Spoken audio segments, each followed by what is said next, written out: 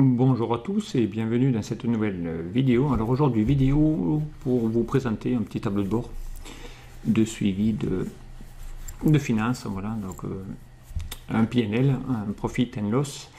Voilà, un petit tableau de bord tout basique où on va pouvoir ici bien comparer les actuels avec les budgets. Donc vous allez voir que là, ça va piloter les indicateurs, côté dépenses, revenus. Voilà, on va aller voir aussi tout ça. On va aller voir que ça peut aussi gérer plusieurs années. On peut comparer l'année 2019, 2020, 2021. Voilà, donc on va pouvoir le piloter par année. On va aller voir ici que les revenus bougent, voilà, que les indicateurs fonctionnent. Allez, donc vous allez voir qu'est-ce qu'on a besoin. On n'a pas besoin de grand chose. Je vais juste mettre un petit peu le mode afficher les onglets uniquement. Alors on a besoin de la data, évidemment, on a besoin d'une source. Alors ici une source actuelle, une source budget, avec ici les catégories, revenus, si c'est les revenus ou des dépenses. Voilà. Ensuite côté dépenses, les différentes catégories, les sous-catégories, et le détail des états. Et ça par année. Voilà, ça c'est pour les actuels. Voilà, donc ici j'ai plusieurs années. Budget, même chose. Voilà, même tableau, même période avec les chiffres. Voilà, j'ai mis des chiffres aléatoires, évidemment, vous l'aurez compris.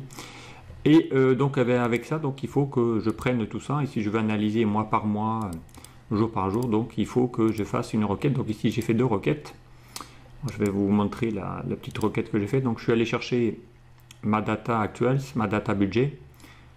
Donc pour chacune des requêtes, et ensuite je les ai, donc ici j'ai les actuels, j'ai les budgets, donc là évidemment j'ai redescendu tout ce qui était mois. Donc là si je vais dans, voilà, là j'ai récupéré, ensuite j'ai modifié les données, j'ai rempli vers le bas pour connaître ici tous les revenus, tous les dépenses. Ensuite j'ai décroisé mon tableau pour avoir une colonne année, enfin mois, année, et une colonne valeur. Voilà, ensuite j'ai renommé évidemment les mois et les années, et c'est tout. Et après j'ai personnalisé pour dire que ça c'est les actuels, voilà, pour qu'ensuite je sache, avec les budgets je fais la même chose. Ensuite je prends les deux et je les ai combinés et ajoutés.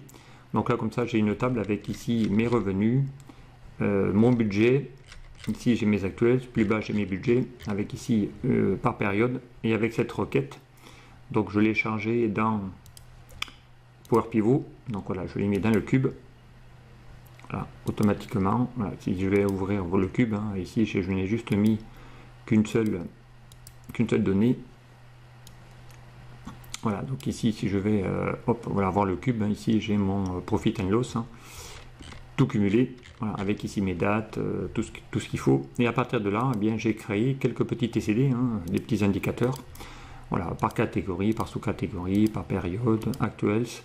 Voilà, et ici, grâce à ce petit tableau, eh bien, je vais pouvoir piloter ça avec décemment, ça vous en avez l'habitude maintenant, par année, actuels, budget, voilà, revenus, dépenses, voilà. Ensuite on peut aussi les gérer par trimestre, avec ici bon, un petit peu de design, voilà, donc voilà, avec qui montre voilà, les revenus, les dépenses d'un côté, les évolutions mensuelles, voilà, des données. Ici on a les dépenses mensuelles, le détail des dépenses par catégorie, voilà, qui va bouger évidemment au fur et à mesure en fonction des années, voilà, avec les lignes budgétaires sur lesquelles on dépense.